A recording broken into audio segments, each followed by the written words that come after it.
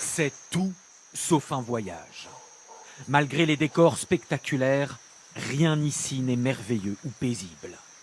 Dans ces jungles montagneuses entre Colombie et Panama, tout n'est que danger. C'est un serpent corail. S'il te pique, t'es mort. Et souffrance. J'en peux plus. Il est vraiment dur ce chemin. Dans cet enfer vert, ces hommes, ces femmes et ces enfants qui n'ont plus rien à perdre sauf leur vie connaissent le pire de l'humanité. La cruauté, le chacun pour soi, l'abandon. Mais aussi le meilleur, l'entraide, l'amour et l'espoir, guidés par un rêve, une rage, l'Eldorado américain.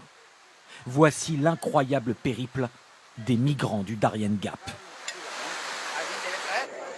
Premier jour, 6 heures du matin, au camp de migrants en bordure de la jungle. Ils viennent du Venezuela, d'Haïti, d'Afrique. Le camp est organisé par un cartel de narcotrafiquants colombiens. L'un de ses responsables donne les dernières instructions.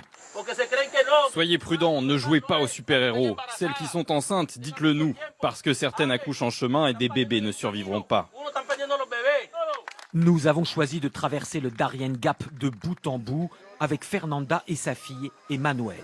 Des Équatoriens qui se sont liés d'amitié sur un bateau en arrivant en Colombie et ils ont bien reçu le message. Je sais qu'il y a des crocodiles et qu'on va voir des morts sur la route. Si on se casse une jambe, si on a une fracture, c'est fini. Il n'y aura aucun secours, on restera au Darien, c'est marche ou crève. Mais pour nous, la pire des choses serait de rester là d'où on vient. Et c'est le signal de départ de ce marathon de tous les dangers. Ça y est, c'est parti pour plusieurs jours de randonnée extrêmement éprouvante au milieu de ces centaines de migrants qui vont affronter l'enfer vert dans l'espoir d'une vie meilleure.